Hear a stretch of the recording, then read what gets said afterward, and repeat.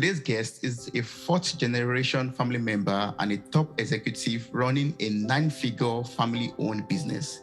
As the vice president of human resources and internal distribution of ABC Fine Wine and Spirits, he oversees 126 stores in Florida and over 1,600 employees.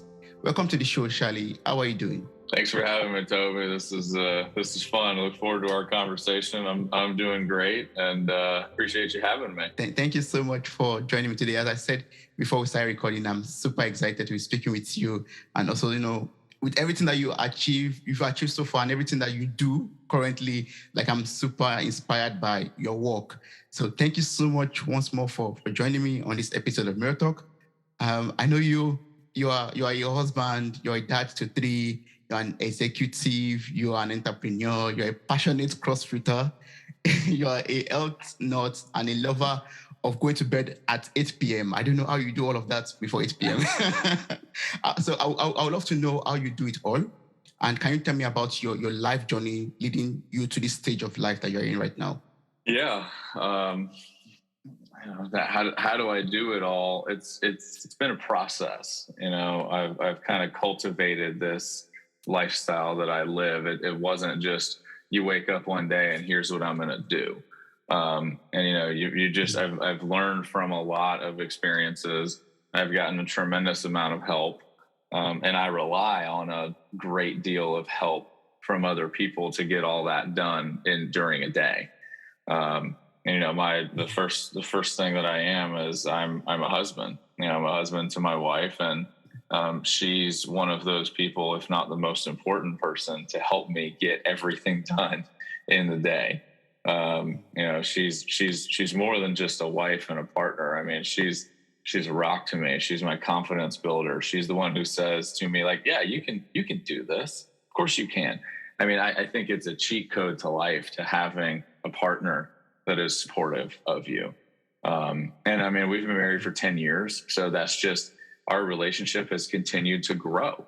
And that's impacted everything that I've been able to do and made me a more confident executive, a more confident, father, husband, everything. So, I mean, it all starts there.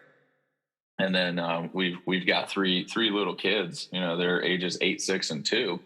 And, I'm not the stay-at-home dad that is with them all day, every day.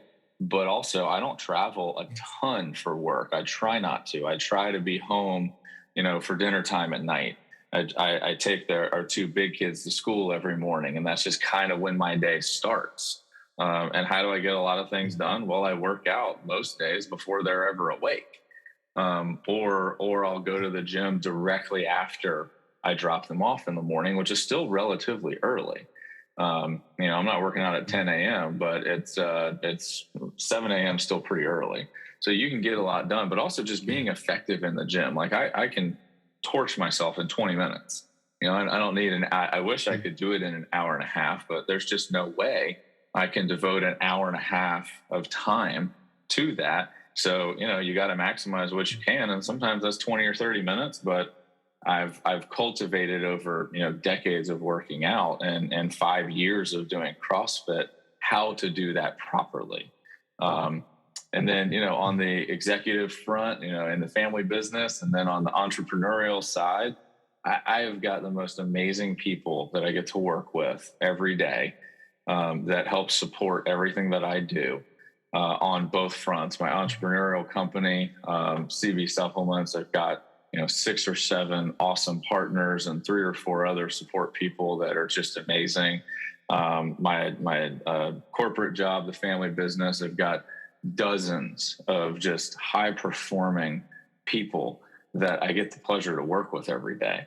And then also kind of the person who keeps all that together. I have an assistant who is everything that I'm not. Like, she's organized, she's detailed, she keeps me on schedule, because there's no way I could do all that my own.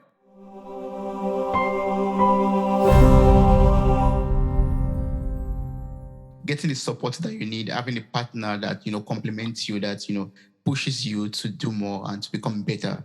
I mean, that's the recipe. And, having a family that is well balanced and, you always creating time for your children also, that makes you the success that you are today. That's a perfect. That's wonderful. That's a wonderful Yeah, and answer. Yeah. if I would add Yes. anything to it, it would be that I have a growth mindset towards everything, and Mm. what that means to me is that I'm always looking to get better or change or improve. I'm not just saying, "Oh, well, here's how we did it last year, so here's how we're going to do it now." Like, no, I'm Mm. looking to take the advice of others that are looking to help improve anything, whether that's my wife on the family front, my assistant on the corporate side, the COO at our supplement company, or somebody says, "Hey, have you thought about doing this workout?" Oh, sure, man. You're always open to change and growth. I think that that's pivotal to have that mindset. Yes. Yeah, that's true. And how do you prepare yourself like physically, mentally, spiritually, emotionally for your job, like for for the job of the vice president of your company, overseeing 126 stores and over 1,600 employees. How do you prepare yourself every day for such role? It's a, it's a really interesting question. I think that so I've been doing this job for call it 12 years or so. And I would say that I've been decent at my job for 2 or 3 years. So that means Mm. that 9 or 10 years, the majority of my working career, I wasn't that Yeah. great. But you don't have to be amazing. I think you just have to continue to want to learn and grow, and invest time and energy into that learning and the growth. And I think I was raised in the American individual culture that says everything's a competition and there's a winner and a loser, and you want to be the winner. That's Yeah. America right there. It's all about the individual, and that is so wrong. I've learned that the military has figured this out, that everything works better in a small unit, a small team, and when you're all rowing the same direction, the power of the team over the power of the individual is 10x. So it took me years, and I have education to back it and an MBA and all that, and they don't talk about this stuff. I've had to get most of what I've learned through books that were not my textbooks in my master's program. You'll go read. I'll go read Simon Sinek or Tim Ferriss or Jocko Willink or a bunch of these guys that talk about leadership, and you take those lessons and you apply them. And so, I mean, just Mm. to get to the answer of your question, how do I prepare to lead so many people today? Is it's taken time. You don't just wake up one day and have the ability to lead. You have to invest time and energy and into education and growing and being okay with failure. Because really, life, if I had to distill, the difference between winners and losers into one sentence, it's as simple as winners just don't give up. The people who tend to win just don't give up. They get knocked down and then they're like, okay, I'm not going to do that again, but I'm going to stand back up and I'm going to do this and see how this works out. And you just hit repeat on that process. So that's why I can say very confidently that I might not have been very good for 10 years at my job. And I'm still learning in the 2 years that I think I've been doing decent. That's not a sign of hubris or pride or anything like that. It's still, I have a growth mindset. I'm very uncomfortable with being uncomfortable, and instilling that into my people that I get to work with. That, like, you know, whatever is going to happen today, the majority of things that happen every day are not life and death, terrible, awful things. And you can take a step back, take a deep breath, deal with things accordingly, maybe sleep on it and deal with it tomorrow. I've had to learn that, because I was the guy that's like, go, go, go, go, go. Let's fix this now. So, just Yeah. learning that over time, and then having this, if one of my team members that I get to work with asks me the same question that you just asked, here's the answer they're going to get. They're going to get a raw, emotional, vulnerable answer that says, like, I'm not perfect, I'm still learning, but guess what?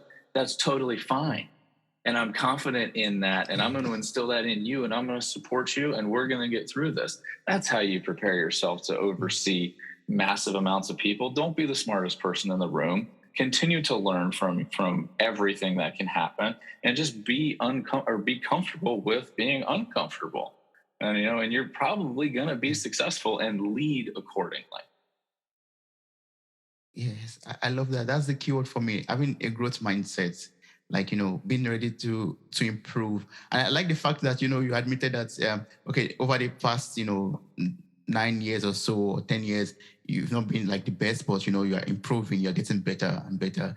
I believe that for me, that's something I reflect on and say, okay, how have I been doing so far? What are my shortcomings or what are the my flaws, and how can I improve that? How can I work on that? And I believe that boils back to the growth mindset, being able to find your mistakes and correct them or improve on what were not so good before in the past. Yeah, I like that. Awesome. Yeah, that's great. So I would like to know how you successfully run a nine-figure family-owned business over several generations. Like, can you tell me about the business and the strategies that you make use of to keep your business growing even stronger and stronger every year? Yeah. I get asked that question a lot by people when they find out, like, whoa, you work for a family business that's on the fourth generation of leadership, because most of those aren't around anymore. Most businesses don't make it out of year one. Most, and then the other half don't make it out of year two. And then here we are as a fourth generation family owned business that's been around for 85 years. How do you do it? Well, I think the short answer is a lot of good fortune and luck, but also having really good people that are running the business with the future in mind. So Simon Sinek wrote a book. It's titled The Infinite Game. And that's how we run our business at ABC. We are not looking to, profit in the short term and play the game of quarterly earnings and like, oh, look at what we did today or tomorrow. We're looking at the next generation. I'm already thinking about the next generation that's coming into the workforce. My father and my uncle, and then their grandfather or their father and uncle, my grandparents that were in the business. We were always thinking about playing the long game. Where are we going to be in 20 years? And that's a super hard question to even think about in today's world, because 20 years ago, we didn't have iPads or iPhones or the ability to even do what we're doing. So it's hard to get the perfect strategy of, well, here's what we're going to be doing in 20 years. And that's not at all what I'm talking about. What I'm talking about is you're keeping the integrity and the long-term vision of the company at the heart of every decision. And that's exactly what the third generation of our company did, and the second generation and the first generation. And that's what the fourth generation is doing. We are looking to build the business that's going to last forever. And we're going to make our decision. And, a lot of people say that. A lot of people say that, oh man, I want to build a business, and then I want my kids to overtake it, and then I want this and that. And then they sell it in 2 years. Or they close the door. So a lot of people talk and then they don't walk, where we're actually doing both here. We're in our boardroom. We're in this executive setting, making decisions that are very consistent with our words. And our words are that we're playing the long game. We are investing in the future generations that will work for us, whether they're family or not. We're going to do what's best for our employees, not what's best for our board of directors or our shareholders. We are investing in the long-term future of the company. And that is what drives decision-making in our business. And that's how you can be around with a combination of luck and good fortune for 85 years. Yeah. Wow, that's so amazing. And how do you, successfully plan or, lay out a plan or structure for a business to last that long, to last over 80 years? So I think that we certainly don't put on paper, like, here's our 10-year goal of where we're going to be and what we're going to do with the specific number of stores or the items we're going to sell or the business model. I think it'd be crazy to try to forecast that. However, what we're able to do so well, and to answer your question, is we are looking to always adapt and change. It gets back to that growth mindset where most businesses have a fixed mindset and they're trying to protect what they've already built. Where the 12 years that I've been at ABC, I have seen our brand change 3 times. I've seen our store design change 3 times. Like, it's not, we're not staying stagnant and saying, oh, we did this, so we're going to keep it. No, no, no. We'll tear it down and reinvest and do it again, because that's what the consumer has asked. That's what we look at competition, not as the enemy. We look at competition as other businesses that are making us better. And really, we are our own competitor. We're trying to outdo ourselves every day. It gets back to, are you a growth mindset company and you're okay with change and you're okay with being uncomfortable and investing in the long term? Or are you fixed mindset, trying to protect everything? You're trying to preserve the past. You're trying to preserve that. Well, this is the way we've always done it. Well, that business is the old dog. You can't teach new tricks. We are not. We're the opposite of that. We're the dog that wants to learn how to jump over the fence. So tell us how, or we're going to figure it out. Yes. Wow. It's not just about making a profit, but also about, growing, improving your processes, improving the way everything looks like in the company. Yeah. Yes. Wow. But I would love to know, what does ABC stand for? Like, I've been trying to crack my brain around it. Is it like from a family, from names combined together, something corporation? That's another question I get often. What does ABC stand for? Honestly, it stands for nothing. It was the first number in the phone book in 1936 when Jack Holloway, our founder, started the business. And also, over here in the States, you have ABC stores in other states: Ohio, Virginia, Alabama, and it stands for Alcoholic Beverage Control, or Commission.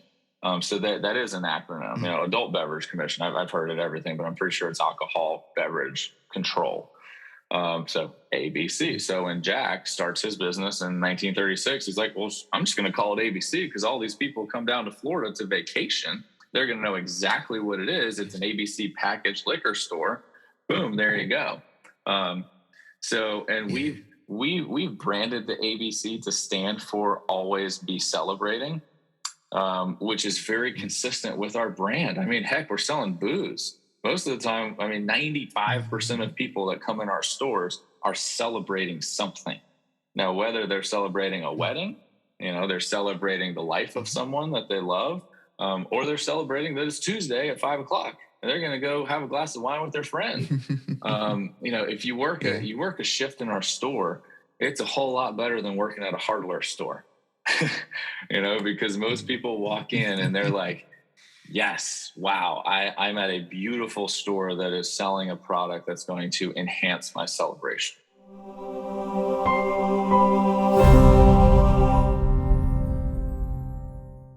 Hi, friend. Are you enjoying this episode? We would love to hear from you. Kindly send us a feedback. Are you following us on Spotify, Apple Podcasts, Google Podcasts, maybe on YouTube and other podcast platforms? Are you following us on Instagram, on Twitter, on Facebook? We would love to connect with you on all platforms. Links and further details are available in the show notes of this episode. Thank you.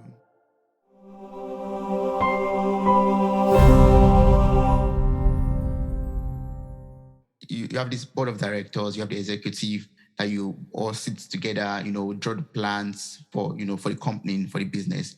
So, and from our little understanding, I know it's very important to have, the right people in the right position of a business to make the right decisions also.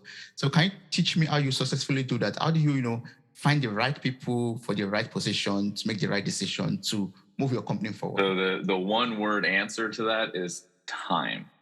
I also said patience. And now I'll explain what that means. Don't worry.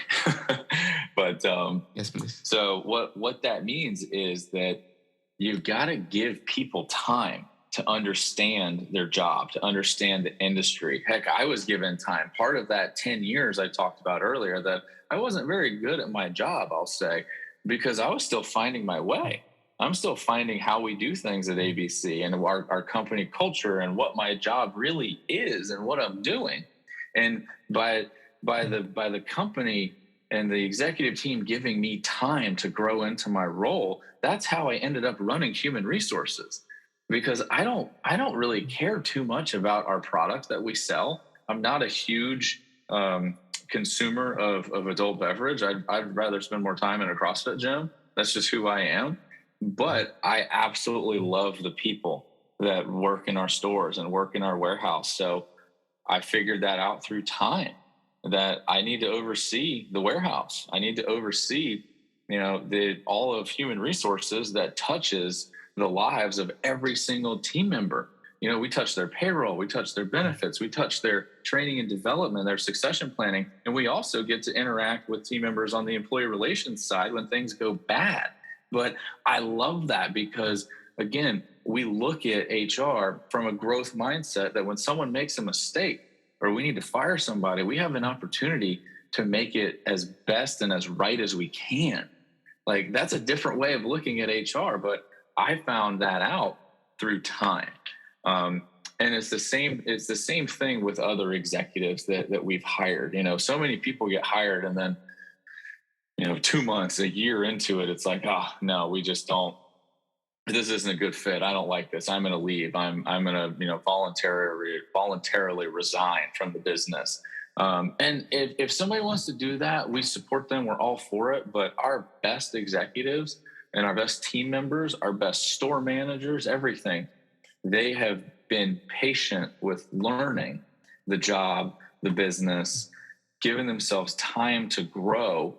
And then, at some point, and everybody's a little different, but at some point, maybe it's year 2, maybe it's year 4, maybe it's year 10, an eruption happens, and 1 + 1 = 7, as opposed to equaling 2, because you have given the person. I mean, it's why you can just tell by the tone of my voice how much I love talking about this and talking about HR and the people, because I was given 10 years to figure out how passionate I am about the people that work for us.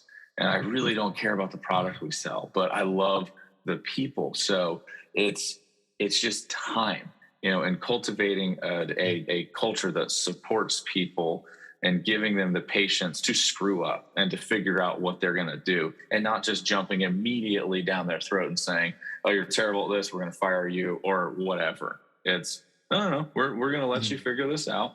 And when you do, an eruption happens that I talked about. That's the 1 + 1 = 7, because you have an engaged, willing person doing the job that they love to do. Like, they're going to put in more of the effort, and most of the time in what they're doing, they're going to do it better than someone who's not engaged or not loving what they're doing. And that just takes time.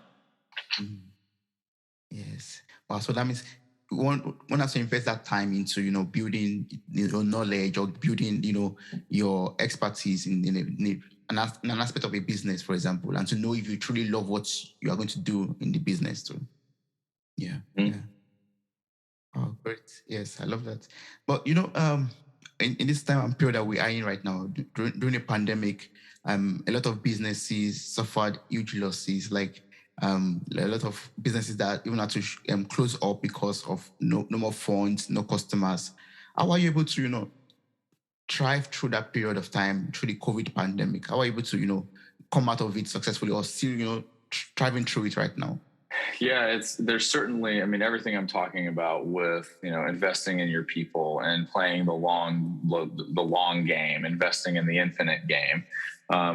There's certainly a dichotomy there, because in order for a business to stay alive, you have to make money, or you have to at some point, show a profit so that you can continue to operate the business, even if you are financing it through debt. And a bank line of credit or something, the bank wants to see that you're cash flow positive before they do that. And I get it. And because the banks, same thing, they have no money, they're not going to be a bank. It's kind of like our bodies aren't going to work if your heart's not pumping blood everywhere. So, you can read every book you can to better your brain. You can go do a workout, you can sleep, or you can do a number of things. But if your heart's not pumping blood, none of that matters. So it's the same thing with business. You have to have, a plan to either become or be financially successful, or show that plan. And then you got to do it. You got to execute on that strategy. So there is a dichotomy there. And we're just one of those businesses that figured out, throughout COVID, where to meet our customers, where to meet the demand, where to meet them in the shopping experience, give them what they want. Therefore, we did pretty well during COVID. I say during. I think it's still probably going on a little bit. Florida is a little different than the rest of the world, as we talked about, but and that's just part of the luck and good fortune that we're operating a business in the United States, in the state of Florida. If we were in Ohio, it might be a little different because it's a different form of business government up there. It's a whole different landscape. The weather's different. We have the beach and sunshine here in a desirable location. So that's some of the luck and just good fortune that we're not in control of that. But once we recognize it, we're certainly going to capitalize. That's the difference between someone who says that they're lucky, or they see good fortune, or they see the luck and then they take it. That's my definition of luck, is that, it's not just you win the lottery because you got the right numbers. That is pure luck. But, from a business setting, you're looking at what's going on, you're looking at the trends, and you see, oh, we are in Florida. We're not in Illinois. We're not in one of these other states. Let's capitalize on this. Let's turn the Titanic left because we see this. That's the intersection of luck and execution, that bam, we're just going to hit it. And then that's exactly what we did during COVID. So, you have to have a really emotionally intelligent team to do that. You have to be looking at the long term and playing the long game. You have to put your people first in order to properly time that, midpoint of execution, luck, and jumping on it. And that's exactly what we did.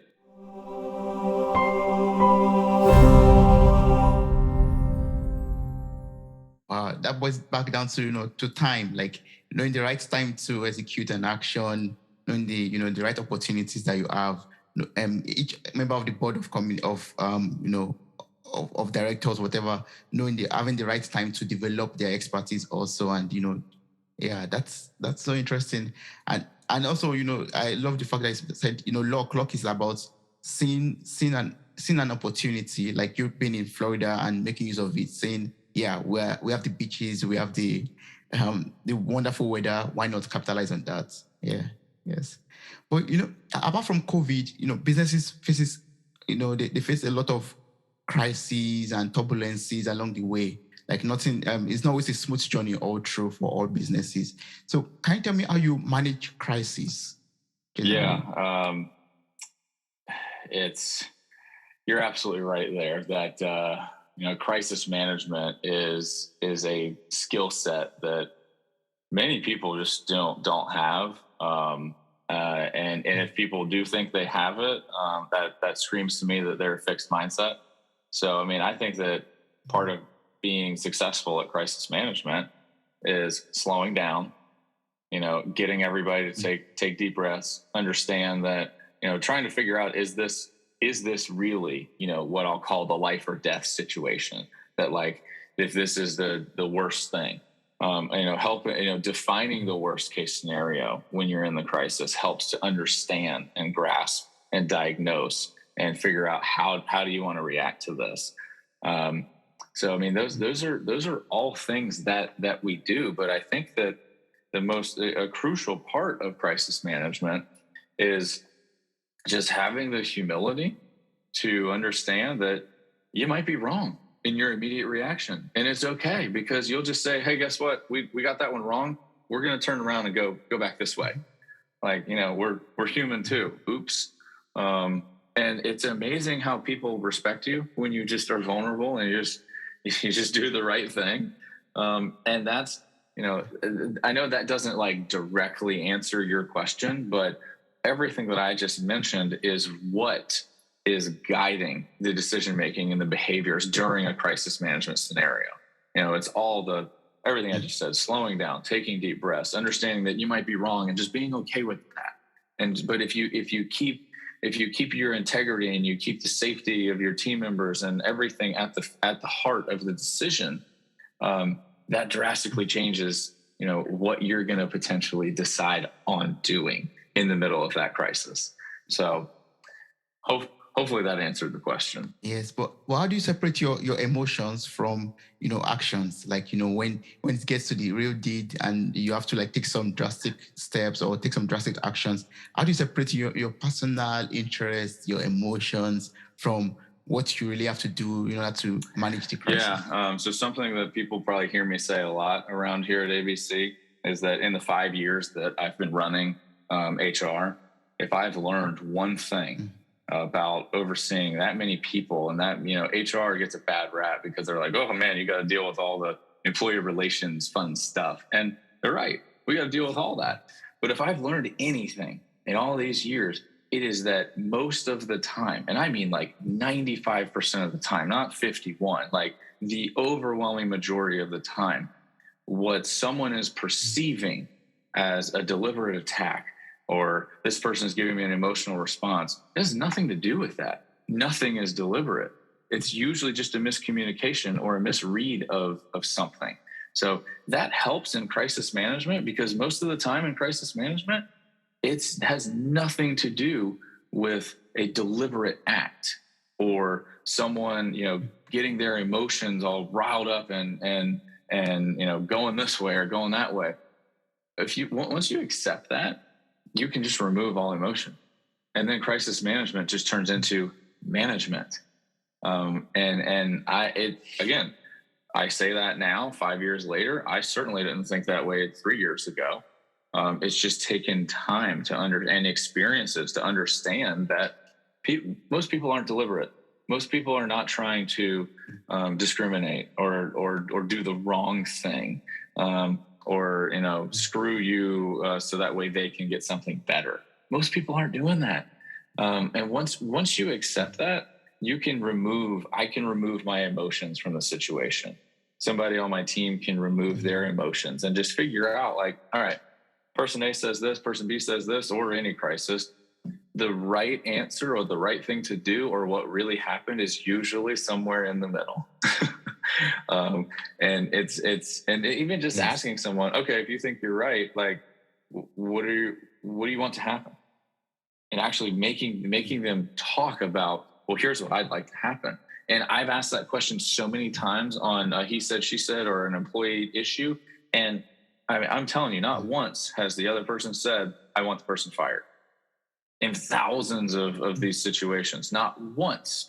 I mean, that just screams to me right there that if we all just took a step back, took our emotions out of it, and just approach situations calmly, man, how outcomes would change. One has to come to a common ground and get issues solved. Yes. Yeah, maybe we should send this podcast to all the politicians in DC right now. They should hear that. Yeah, I think it's actually very easy to say than to do. Like we all have that basic understanding that yes, we have to find a common ground.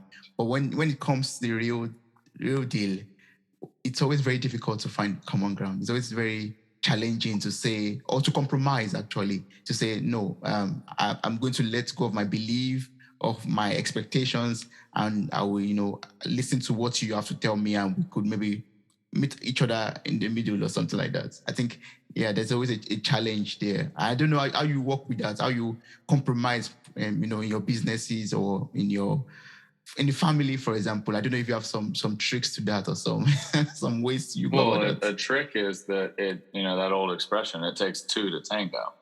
And if you're trying to dance with yourself and get everything for yourself, there's not going to be a compromise. And that's exactly what's happening in the political setting in the States, is that it's not a give and take relationship. It's a take and a take relationship.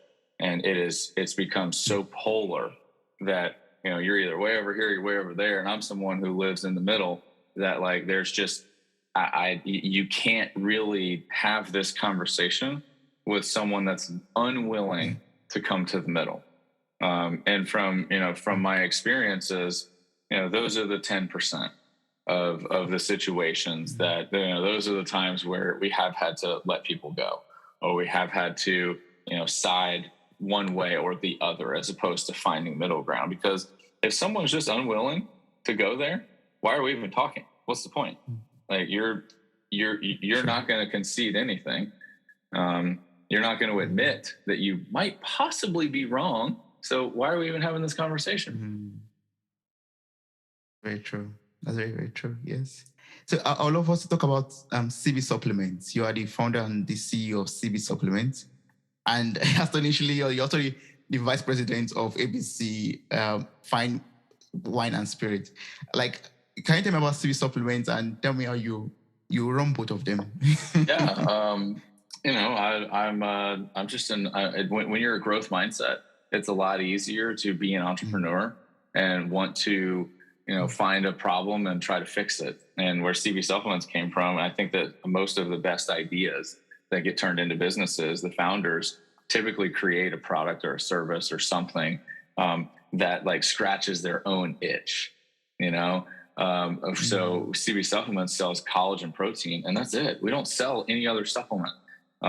It's just other, different sizes and flavors of collagen protein, which is the protein that's in your joints and ligaments and your skin and your bones, and a lot of internal organs. When you look at your elbow, you go, "Oh wow, I wonder what that is." Well, it's cartilage, it's bone, it's tendon, ligament, skin. All that's collagen. Um, so where the business came from is just I was getting my MBA. I've been in a growth mindset. I love the health and wellness space. It's part of what I oversee at ABC in HR. Is we've got a massive healthcare plan, that our team members purchase. So we're a self-insured business. So that's part of the world that I like to play in. I handle a lot of the back office stuff for ABC. So, and the healthcare plan is one of them.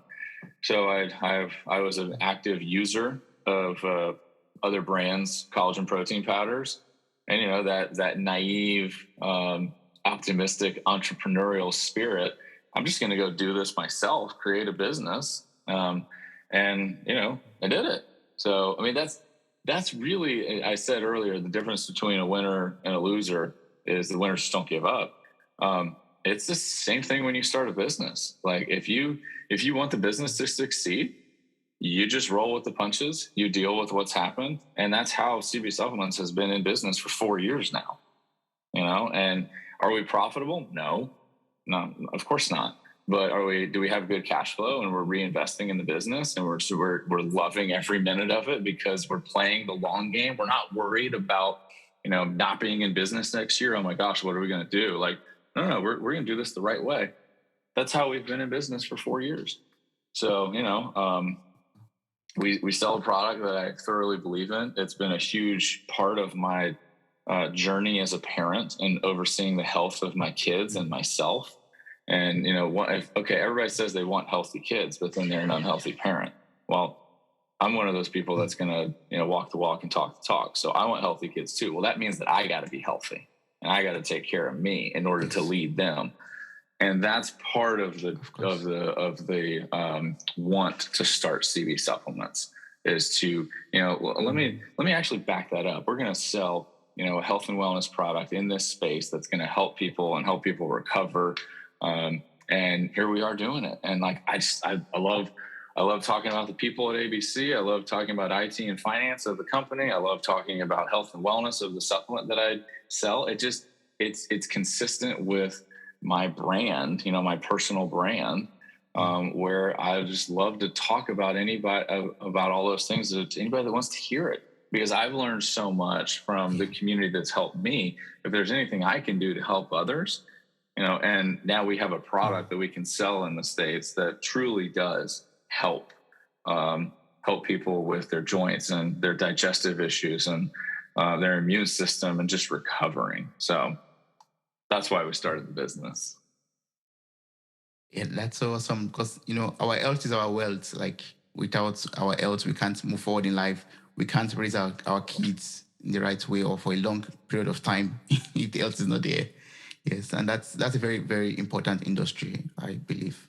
Yeah, health industry. Yeah, and Yes. So it's a really weird industry in the States. It's pretty unregulated, honestly, and a lot of supplements out there are just total garbage. And so that's another reason why I wanted to create the product is, we get our product tested by the harshest third parties out there to say, no, this supplement is legit. It is so clean. An Olympian who gets drug tested for everything can take it. We have that certification. So, we want to have, we want to be the unicorn in the industry that's like, oh man, they're not just trying to sell their crap product to, on the shelves of XYZ retailer and make money. No, we're not concerned with that. Money's going to come. We're actually trying to help people get healthy. yes, that's the best thing. Like creating impacts and doing good things for mankind. Yes, yes, I like that. No, so far I've been able to learn a lot from you already. I've learned about the importance of time. I've learned about creating long-term goals. As you said also with CB supplements, also like you're not looking at making money right now. You're looking at the long-term goal of it and making sure that you can create a product that could help you and also help other people out there.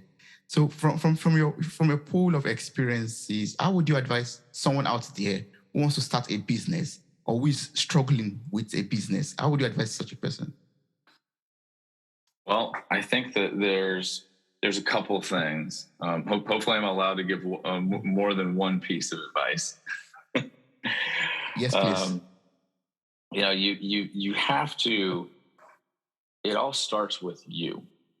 And what do I mean by that? I mean that you have to get excited about what you're doing, what you're selling, what your job is.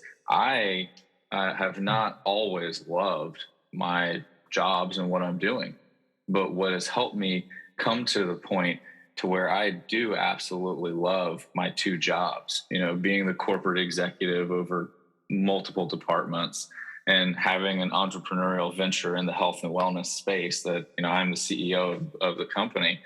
I have learned that you are your own keeper of what you think is good and bad and what you enjoy and what you don't enjoy.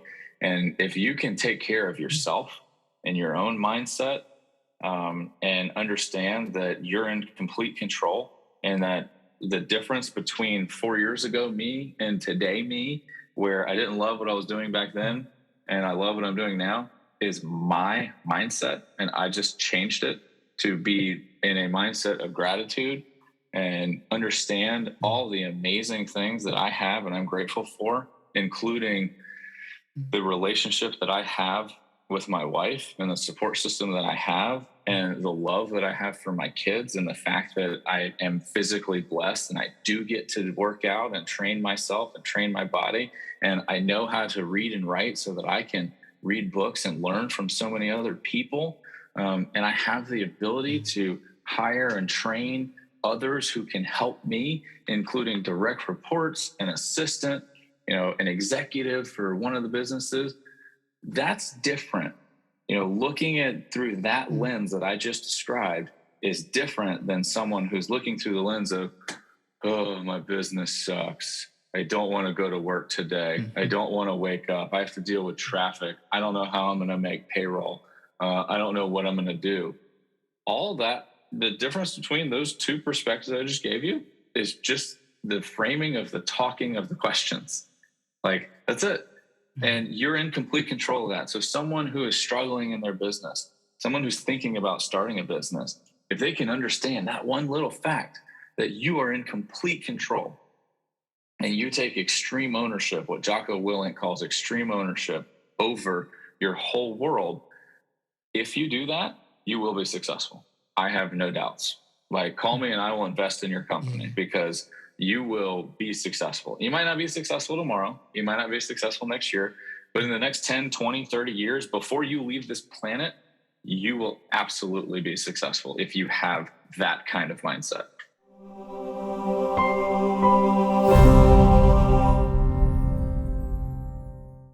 And that's a guarantee from you. Yeah. Wow, that's awesome. Thank you so much. I really appreciate that because I love the fact that I said it all starts with us ourselves, like the entrepreneur or the person who owns the business. It's up to us to to design the kind of business that we want for ourselves, and we have to be excited about it, and also be grateful for all the opportunities that we have, even down to being able to write, being able to read, being able to train other people to help us, and just for the support system that we have around us. The art of gratitude is very, very important. Yes. So, what's like the best way to connect and work with you? In case there's someone out there who wants to, ask more questions that we're not able to cover in this episode, what's the best way to do that? The best way to get in touch with me is either on my LinkedIn profile. You can just search my name and you'll find me pretty easily. I'm pretty responsive on that. Might take me a little bit to get back, but I respond to every message. And then if you go to the CB Supplements website and you email, which is just cbsupplements.com. If you email the support email address, guess who's going to answer the email? Me. So that's part of the entrepreneurial journey. You get to work 9 or 10 hours a day in the corporate world, go home and have dinner and bath time and bedtime with the kids, and then a little time with my wife, and then go to job number 2 and be customer service manager for CB Supplements, which that's not a complaint. I love it. I love the 15-hour day that I do every day because I get to do what I love. I get to do it with the people that I love. And I get to improve people's lives. So, one of those 2 ways is the best way to get in touch with me. Yes, I'm going to place all of this information in the show notes of the episode. So I encourage everyone to get across to you to ask you more questions that we're not able to cover.